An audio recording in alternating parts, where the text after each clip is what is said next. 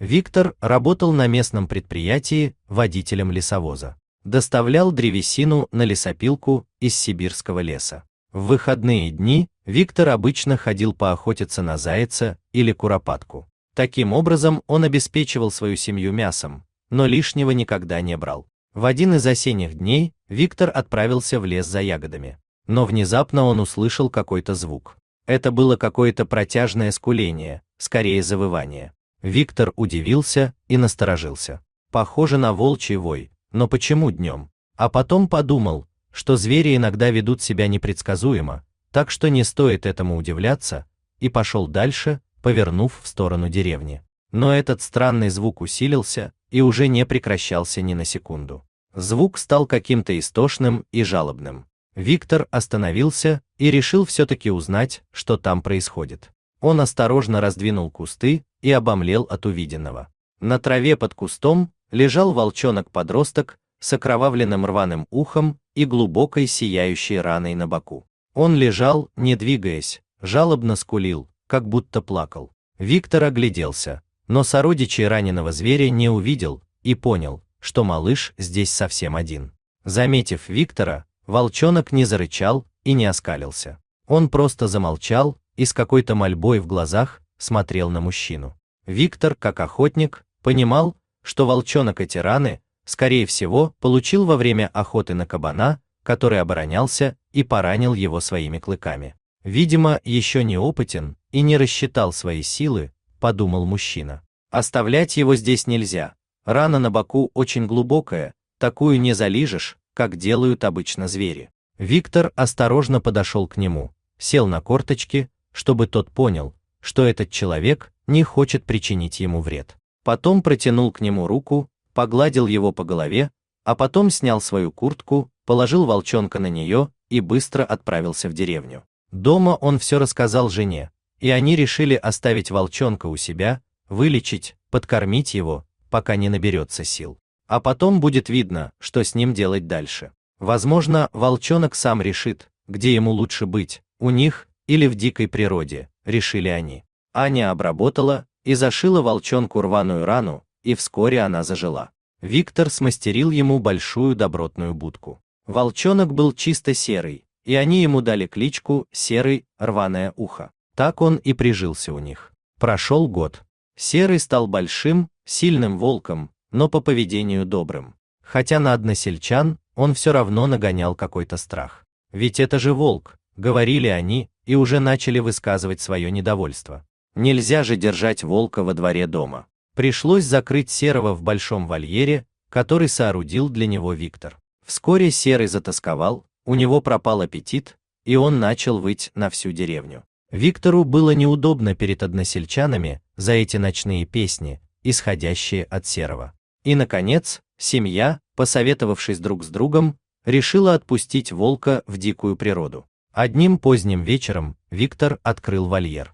Серый поглядел на всех внимательно, как бы прощаясь, и умчался в темноту. С тех пор они больше его не видели, но были рады за него, что он зажил вольной жизнью, как подобает этим зверям. Прошло 2 года. Виктор, как и раньше, собрал снаряжение и отправился поохотиться на зайца. Шел по лесу, глядел по сторонам, любуясь кружащимися в воздухе белыми снежинками. Зимний пейзаж тайги завораживал. Виктор шел по просеке, а потом свернул в лесную чащу и тут же внезапно вскрикнул от боли. Он ногой угодил в большой капкан, видимо, поставленный браконьерами на крупного зверя. Благо на нем были толстые, плотные валенки, иначе ногу бы раздробило. Но идти он дальше все равно не мог. Нога сразу же опухла, и Виктор понял, что у него скрытый перелом.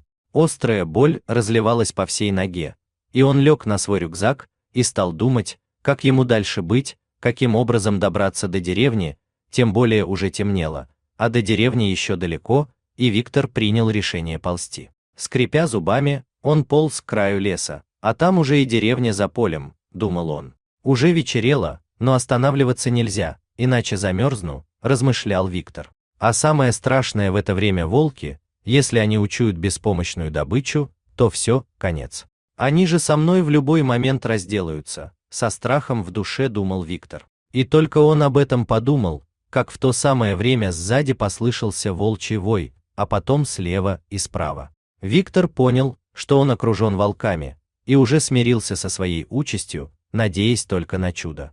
Внезапно прямо перед ним появился огромный матерый волк, по всей видимости, вожак стаи. Он стал приближаться к мужчине, но неожиданно остановился.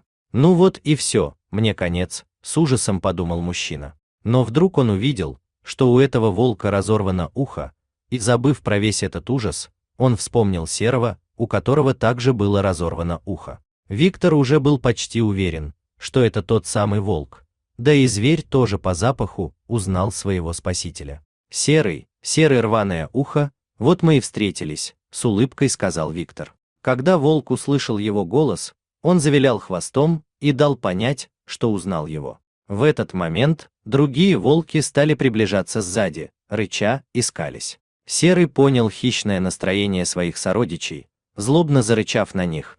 Он снова посмотрел на Виктора, дав понять, что он помнит его и ему нечего бояться. Мужчина тоже поглядел Серому в глаза и пополз дальше, даже почти забыв про боль в ноге. Доброта волка к нему в это время затмили эту боль.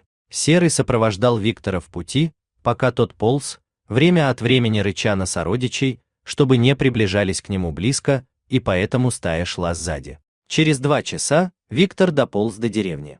Серый еще раз внимательно посмотрел на него, постоял немного, потом развернулся и убежал в лес к своим сородичам. Мужчина посмотрел ему вслед. «Спасибо тебе, серый рваное ухо. Спасибо, дружище, что ты не забыл меня и спас от гибели. Может, мы еще встретимся, и я пригожусь тебе», — с радостью в душе подумал Виктор и постучал в дверь своего дома. Дорогие зрители, если вам понравилась эта история, обязательно поставьте палец вверх и поделитесь этим рассказом со своими друзьями. Если вы впервые на этом канале и еще не подписаны, рекомендую подписаться прямо сейчас, чтобы не пропустить очередную захватывающую историю.